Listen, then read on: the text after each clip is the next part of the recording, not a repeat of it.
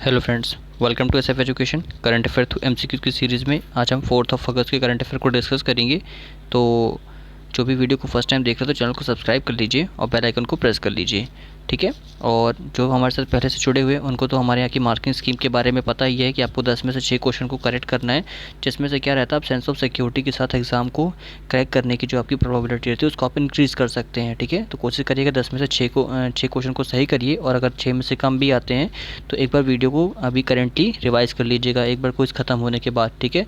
और 24 आवर्स के बाद सभी को एक बार फिर से रिवाइज़ भी करना है। इस वीडियो में जो हमारी करंट अफेयर की जो सीरीज़ है, इसमें हम द हिंदू और पीआईबी के जो सोर्स होते हैं उनमें से करंट अफेयर को एमसीक्यू पैटर्न में बना के डालते हैं, ताकि जब आप यूपीएससी या अदर स्टेट पीएससी और जो भी एसएससी के जिस तरीके के भी एग्ज़ाम देते हैं वहाँ पे आपको एमसीक्यू पैटर्न में जो भी क्वेश्चंस मिलते हैं उसको सोल्यूशन करने में काफ़ी ज़्यादा एक ईजीनेस आ सके और सरलता आपको महसूस हो सके, ठीक है। तो वीडियो को पूरा लास्ट तक देखिएगा, स्किप मत करिएगा बस। चलिए फर्स्ट क्वेश्चन पे आज के चलते हैं।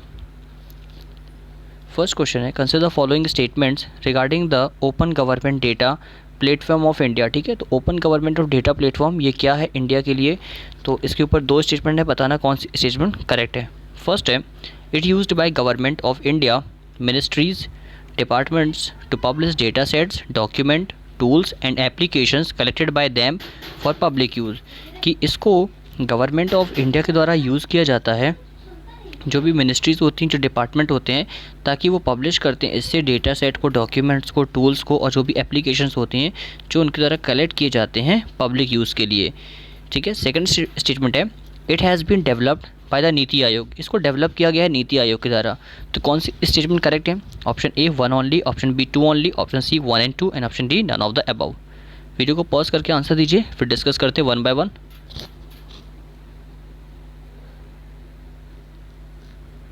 चलिए, आई होप आपने इसका आंसर सोच लिया होगा।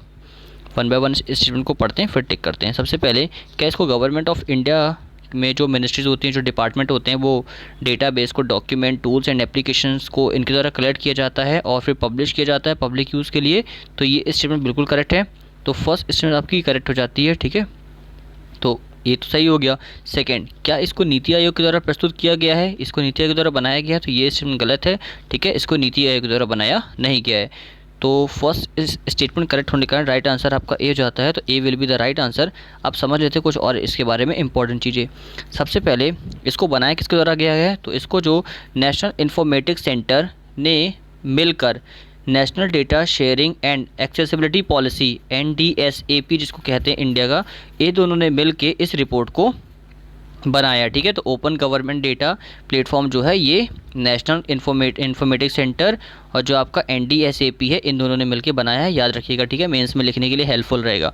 अब इसका जो ऑब्जेक्टिव है वो यही है कि प्रोवाइड करना एक प्रोएक्टिव एक्सेस गवर्नमेंट के लिए, ताकि जो ओन शेयरेबल है डेटा का सभी के पास, उसमें जो यूसेज है इन्फॉर्मेशन की, जो वो ओपन होम मशीनरी जो भी है उसमें जो रीडेबल फॉर्मेट है उसको लाया जा सके, और through a wide area of network across the country, एक काफ़ी लंबे एरिया को कंट्री के अंदर कवर किया जा सके, ठीक है। तो एक अच्छा खासा ऑब्जेक्टिव इस पॉलिसी के द्वारा फुलफिल करने की बात की जा रही है। और जो भी पीरियडिकली अपडेटेड मैनर्स हैं with in the framework of various related policies, rules और एक्ट्स हैं गवर्नमेंट के, उनको भी इसके अंदर लाया जाएगा, ठीक है, याद रखिएगा। नेक्स्ट क्वेश्चन पर चलते हैं।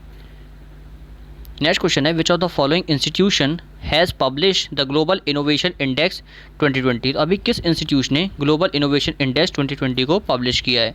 Option A World Intellectual Property Organisation, option B World Bank, option C NITI Aayog and option D Department of Science and Technology. Video को पॉज करके आंसर दीजिए, फिर हम इसके बारे में डिस्कस करेंगे। चलिए इसका आंसर देख लेते हैं। जो ग्लोबल इनोवेशन इंडेक्स 2020 है, इसको वर्ल्ड इंटेलेक्चुअल प्रॉपर्टी ऑर्गेनाइजेशन जिसको वीपो कहते हैं, इसने इसको पब्लिश किया है। तो आपका राइट आंसर तो ए हो जाता है। अब इसके बारे में इंपॉर्टेंट चीज़ें समझ लेते हैं, ठीक है।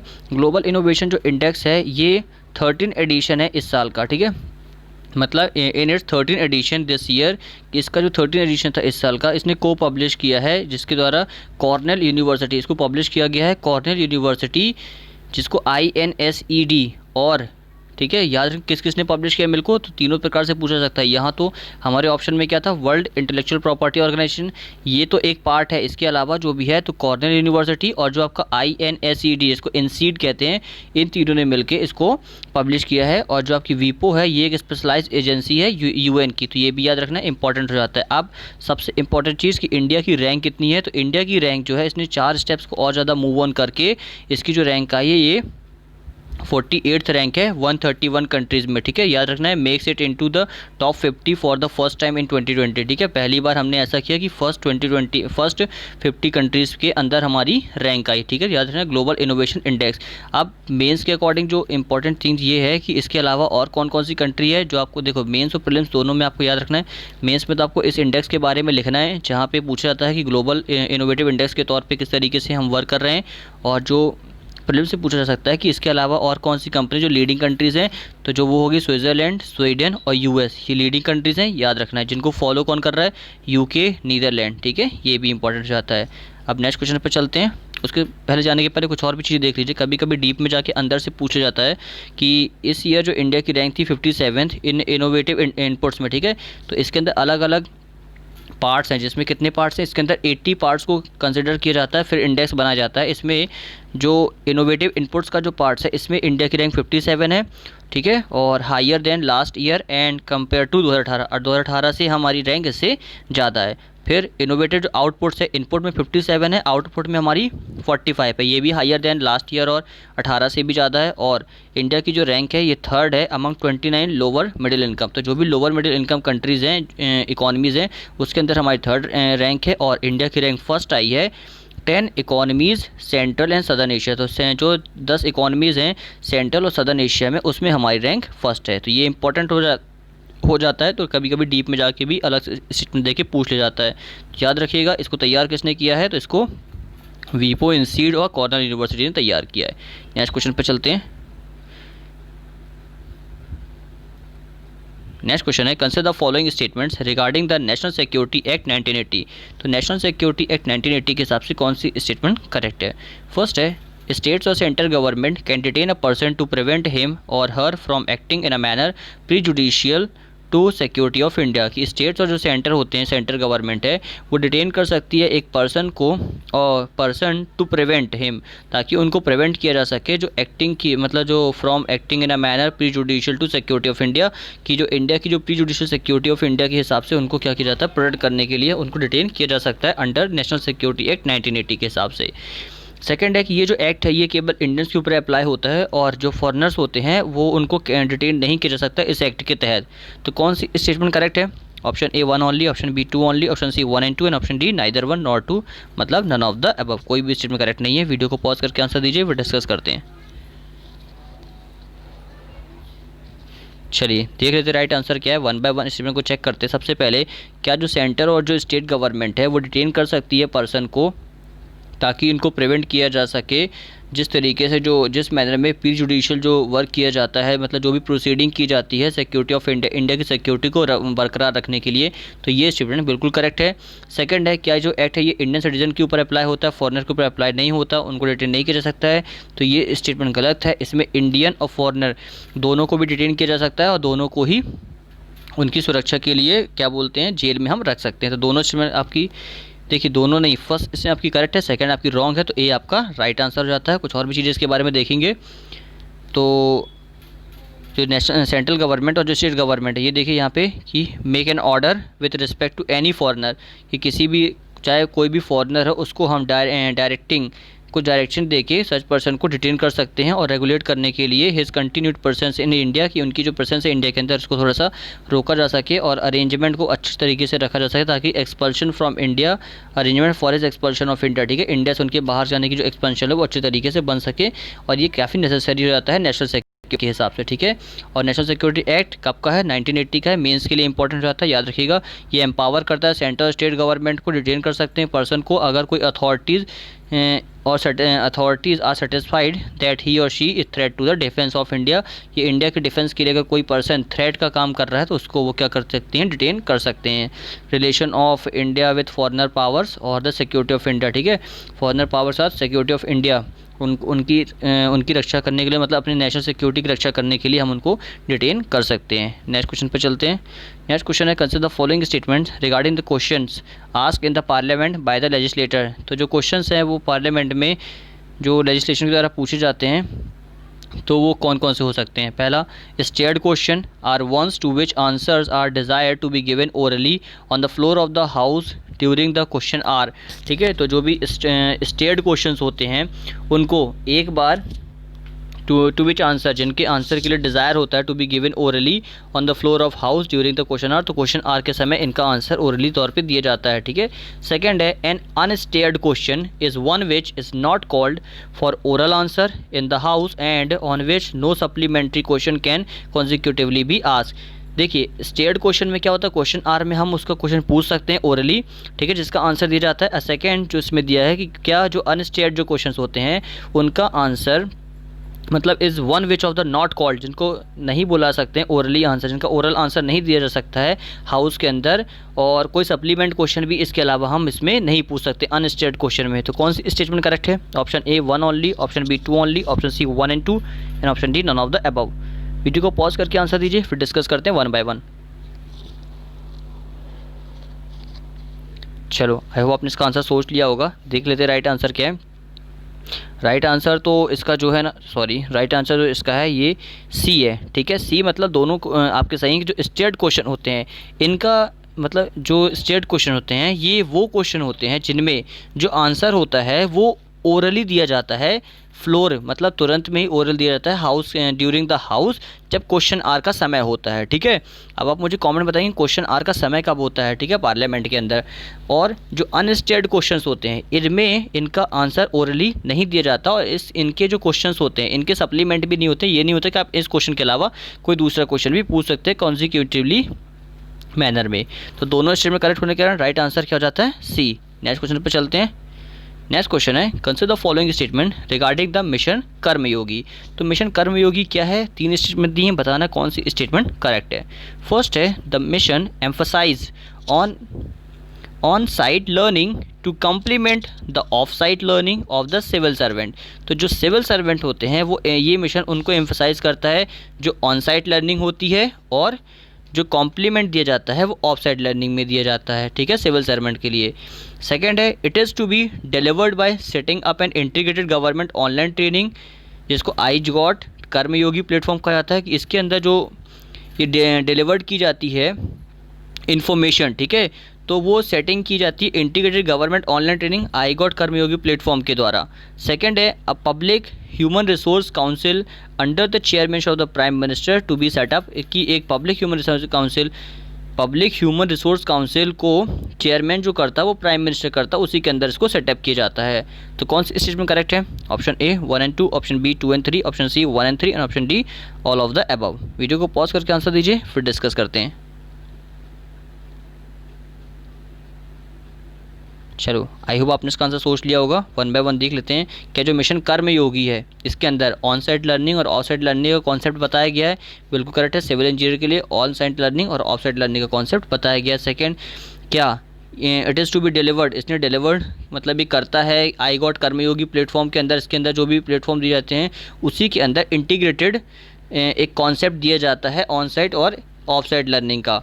ठीक है, तो ये भी स्टेटमेंट आपकी करेक्ट है। सेकंड स्टेटमेंट भी करेक्ट हो गई। और थर्ड है, इसके अंदर जो पब्लिक ह्यूमन रिसोर्स काउंसिल है वो चेयरमैनशिप, उसकी जो चेयरमैनशिप करते हैं वो प्राइम मिनिस्टर करते हैं। ठीक है, तो ये भी करेक्ट है। तो तीनों इसमें करेक्ट होने का राइट आंसर क्या हो गया? Right answer will be right answer आपका हो जाएगा यहाँ पे ओके डी। तो D will be the right answer. Next question पे चलते हैं। कुछ और चीज़ें पहले देख लीजिए, फिर नेक्स्ट क्वेश्चन पे चलते हैं। मिशन आप मेंस में इसको लिख सकते हैं, मिशन कर्मयोगी जो national programme for civil service capacity building, जिसको NPCSCB कहा जाता है, इसके अंदर कुछ इंपॉर्टेंट इंस्टीट्यूशन फ्रेमवर्क को रखा गया, जिसमें जो प्राइम मिनिस्टर है ये पब्लिक ह्यूमन रिसोर्स काउंसिल को देखेंगे, कैपेसिटी बिल्डिंग कमीशन रखा गया है, special purpose vehicle for owing and operating the digital assets and the technology platform for online training, इन सभी चीज़ों को रखा गया है। और जो कोऑर्डिनेशन यूनिट जिसको हेड कौन करेगा, कैबिनेट सेक्रेटरी जिसको हेड करेंगे, उसको भी इसके अंदर रखा गया। ठीक है, तो ये इंपॉर्टेंट है, याद रखिएगा। इसके में जो प्रोग्राम है वो उस प्रोग्राम को डिलीवर्ड किया जाएगा, उसके लिए एक इंटीग्रेटेड गवर्नमेंट ऑनलाइन ट्रेनिंग जिसको IGOT कर्मयोगी प्लेटफॉर्म है, इसके लिए इसको रखा जा रहा है। याद रखिएगा। नेक्स्ट क्वेश्चन पे चलते हैं। नेक्स्ट क्वेश्चन है consider the following statement regarding the forest cover of India. तो फॉरेस्ट कवर ऑफ इंडिया के ऊपर दो स्टेटमेंट बताना कौन सी स्टेटमेंट करेक्ट है। फर्स्ट है the area under very dense forest is more than that under the open forest, कि जो एरिया होता है वेरी डेंस फॉरेस्ट का ये ज़्यादा है किससे, ज़्यादा ओपन फॉरेस्ट से। सेकंड है Uttarakhand has the highest area under forest cover among the states through which Ganga river flow, कि जिन स्टेट से गंगा रिवर फ्लो करती है उनमें से उत्तराखंड जो है ये हाईएस्ट स्टेट आता है फॉरेस्ट कवर में। तो कौन सी स्टेट में करेक्ट है। Option A 1 only, option B 2 only, option C 1 and 2 and option D none of the above. Video को पॉज करके आंसर दीजिए फिर डिस्कस करते हैं। चलिए, आई होप आपने इसका आंसर सोच लिया होगा। चलिए राइट आंसर देख लेते हैं कि क्या जो वेरी डेंस फॉरेस्ट होते हैं इसका एरिया मतलब ये ज़्यादा इनका एरिया होता है अंडर ओपन फॉरेस्ट से। तो देखिए ये स्टेटमेंट गलत है, ठीक है। ओपन फॉरेस्ट ज़्यादा इनका एरिया कवर करते हैं as compare to dense forest. हमने देखा होगा डेंस फॉरेस्ट काफ़ी ज़्यादा पास होते हैं, तो ये फॉरेस्ट का एरिया कम कवर करते हैं एज़ कम्पेयर टू जो ओपन फॉरेस्ट होते हैं। इनकी जो डिस्टेंस होती है तो काफ़ी दूर होती है। क्या जो उत्तराखंड है ये हाईएस्ट एरिया है जिसके अंदर से जिन स्टेट से रिवर गंगा फ्लो होती है, तो ये इसमें बिल्कुल करेक्ट है। तो राइट आंसर आपका बी हो जाता है। कुछ और चीज़ें इसके बारे में देख लेते हैं। ओपन फॉरेस्ट है ये सबसे ज़्यादा हाईएस्ट एरिया कवर करता है डेंस फॉरेस्ट से ज़्यादा। इसमें जो वेरी डेंस फॉरेस्ट होते हैं, ठीक है, ये all land with tree canopy density of 70% and above. इसमें जो पूरे लैंड्स में, ठीक है, उनके लैंड के साथ जो कैनोपी या डेंसिटी की वो 70% है और उससे भी ज़्यादा है, ठीक है। और जो मॉडरेट डेंस फॉरेस्ट हैं इसमें कहा जाता है कि जो ऑल लैंड्स विथ पूरे लैंड्स में जो भी ट्री की जो कैनोपी मतलब ट्री जितने भी पाए जाते हैं उनमें उसकी जो डेंसिटी होती है मॉडरेट की ये 40% होती है, 40% and more but less than 70%, ये 70% से कम होता है, ठीक है। प्रीलिम्स के लिए इंपॉर्टेंट है, डायरेक्टली देखिए पूछेगा किसकी जो कैनोपी है पूरे लैंड्स में उसके साथ ज़्यादा होती किसकी कम होती। तो जो डेंस फॉरेस्ट है ये 70% और मॉडरेट की जो होती है वो 70% से कम होती है। और ओपन फॉरेस्ट जो होते हैं इसकी जो कैनोपी होती है ये 10%। कैनोपी का मतलब होता है कितने पास में वो फॉरेस्ट है, ठीक है। ओपन फॉरेस्ट होती है इनकी कैनोपी डेंसिटी ये 10% होती है and more but less than 40%, लेकिन 40% से क्या होती है, 40% से ये और ज़्यादा कम होती है, ठीक है। तो सेकंड स्टेटमेंट आपकी जो करेक्ट है कि जो गंगा रिवर है उत्तराखंड, उत्तर प्रदेश, बिहार, झारखंड, वेस्ट बंगाल इन स्टेट से बहती है और इनका इसीलिए फॉरेस्ट कवर हाईएस्ट है जिसमें उत्तराखंड टॉप पे है, ठीक है। और अगर एरिया वाइज देखते हैं तो मध्य प्रदेश सबसे ज़्यादा टॉप में है, ये याद रखना है। अभी रिसेंटली जो India state of forest report 2019 को पब्लिश किया गया, इसलिए सारी चीज़ें न्यूज़ में है, ठीक है, याद रखिएगा। नेक्स्ट क्वेश्चन पर चलते हैं। ये भी देख लीजिए, ये डेटा है, वीडियो को पॉज करके इसको एक बार पढ़ लीजिएगा तो समझ में आ जाएगा। बाकी जो मैंने बताया वही सारी चीज़ें हैं। नेक्स्ट क्वेश्चन है consider the following statement regarding the NCRB. तो एनसीआरबी के ऊपर दो स्टेटमेंट में बताना कौन सी स्टेटमेंट करेक्ट है। फर्स्ट है it is a statutory body under the ministry of home affair, कि ये स्टैचुरी बॉडी है जो मिनिस्ट्री ऑफ होम अफेयर के अंदर आती है। सेकंड है इस stores coordinates and disseminate information on interstate and international criminals in India, ठीक है। ये स्टोर करती है, कोऑर्डिनेट करती है और डिससेमिनेशन करती है इन्फॉर्मेशन का इंटर स्टेट और इंटरनेशनल क्रिमिनल्स इन इंडिया, चाहे इंटर स्टेट भी करती है और इंटरनेशनल जो क्रिमिनल होते हैं इंडिया में उनके ऊपर भी रिपोर्ट्स को उनकी जो इन्फॉर्मेशन की स्टोर और डिससेमिनेट करती है। तो कौन सी स्टेटमेंट करेक्ट है। Option A 1 only, option B 2 only, option C 1 and 2 and option D none of the above. Video को पॉज करके आंसर दीजिए फिर डिस्कस करते हैं।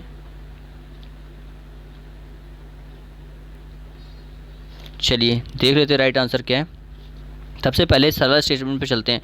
सेकंड स्टेटमेंट जो दिया है कि ये स्टोर करती है, कोऑर्डिनेट करती है, डिससेमिनेट करती है जो इन्फॉर्मेशन है इंटर स्टेट और इंटरनेशनल क्रिमिनल्स इन इंडिया दोनों के ऊपर, तो ये इसमें बिल्कुल करेक्ट है। देखिए क्राइम रिकॉर्ड ब्यूरो है तो क्रिमिनल्स जो है इंडिया के उन्हीं के ऊपर वर्क करेगी, तो डिससेमिनेशन, कोऑर्डिनेशन और स्टोरेज ये सारी चीज़ इसके अंदर होती है।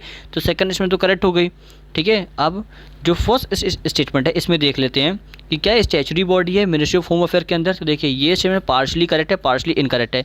मिनिस्ट्री ऑफ होम अफेयर के अंदर तो आती है लेकिन स्टैचुरी बॉडी नहीं है, कोई लॉ पास करके इसको नहीं बनाया है, एक रेजोल्यूशन पास किया गया था और उसके अकॉर्डिंग इसको तैयार किया गया था। ठीक है, तो आंसर जो हो जाता है आपका यहाँ पे करेक्ट पूछा गया है, इसलिए करेक्ट आंसर आपका बी हो जाता है। अब देख लेते हैं वो रेजोल्यूशन कब पास किया गया था। ठीक है, तो नेशनल क्राइम रिकॉर्ड जो ब्यूरो है इसने एक रेजोल्यूशन 1986 में पास किया था, और उसके अकॉर्डिंग जो मिनिस्ट्री ऑफ होम अफेयर है वो तब से इसके अंदर जो आपका NCRB है वो वर्क करती है। ठीक है, ये इंपॉर्टेंट है, याद रखिएगा। इसके अंदर जो क्राइम स्टैटिक्स हैं उनको देखा जाता है, स्टोरेज, कोऑर्डिनेशन, डिसेमिनेशन इन्फॉर्मेशन रखी जाती है, चाहे वो जो पर्सन है वो इंटरनेशनल क्रिमिनल हो या फिर स्टेट क्रिमिनल हो, कोई भी हो। ठीक है, तो याद रखिएगा, इंपॉर्टेंट हो जाता है। अभी रिसेंटली जो सुसाइड के केस है फार्मर की वो थोड़ा थोड़ा कम हुए हैं, इसलिए ये न्यूज़ में था कि 10% डिक्लाइन हो गया एग्रीकल्चर सेक्टर में जो डिसीज़ सुसाइड की जाती है फार्मर्स के द्वारा, इसलिए ये न्यूज़ में था। तो ये मेंस के लिए काफ़ी इंपॉर्टेंट है, पूरी स्लाइड्स को कॉपी कर लीजिए, जैसा लिखा हुआ है हेल्पफुल रहेगा।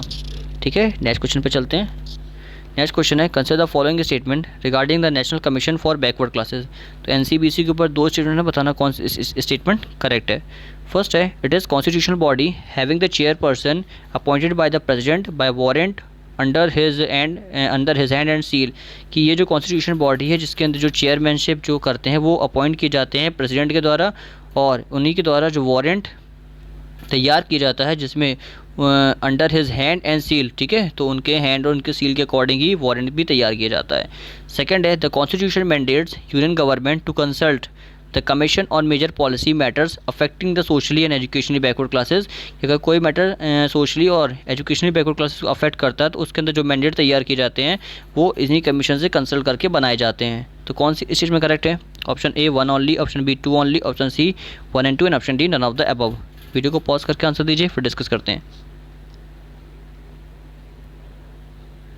चलिए, आई होप आपने इसका आंसर सोच लिया होगा, देख लेते हैं। देखिए, पहला जो है ये कॉन्स्टिट्यूशन बॉडी है और जो प्रेसिडेंट होते हैं वो इसमें अपॉइंट करते हैं, मतलब having the chairperson appointed by the president. ठीक है, जो चेयरपर्सन प्रेसिडेंट द्वारा अपॉइंटेड किए जाते हैं, जिसके अंदर जो सील और जो भी वर्क होता है ये इन्हीं के अंदर वर्क होता है। ठीक है, कंप्लीट होता है वर्क। तो फर्स्ट में तो करेक्ट हो गई। सेकंड है कि जो सोशली और जो एजुकेशनली वर्क होते हैं, ठीक है, वो मैंडेट इन्हीं कमीशन से कंसल्टेशन करके तैयार किए जाते हैं। तो ये भी करेक्ट हो गई। तो दोनों स्ट्रीम में करेक्ट होने का राइट आंसर क्या हो गया? सी हो गया। ये इंपॉर्टेंट है, ये याद रखिएगा। कुछ और चीज़ें इसके बारे में देख लेते हैं। NCBC जो है इसमें जो आपका NCBC एक्ट 1993 है उसको अमेंड किया गया था। ठीक है, उस एक्ट के द्वारा आपका NCBC को लाया गया था 1993 के, और इसको कॉन्स्टिट्यूशन स्टेटस 2018 में 102 अमेंडमेंट एक्ट, याद रखिएगा 102, just a minute, 102 amendment act को पास किया गया था और उसके बाद इसको लाया गया था। ठीक है, तो ये इंपॉर्टेंट हो जाता है, याद रखना। अब आर्टिकल 338 जो 5 है वो बात करता है इनकी ड्यूटीज और इनके कमीशन के बारे में, जो इंपॉर्टेंट है। और इसी के अंदर जो चेयरपर्सन है, वाइस चेयरपर्सन है और जो अदर मेंबर्स हैं, ठीक है, वो कमीशन के अपॉइंट किए जाते हैं प्रेसिडेंट के द्वारा अंडर आर्टिकल 338B। ठीक है, याद रखना।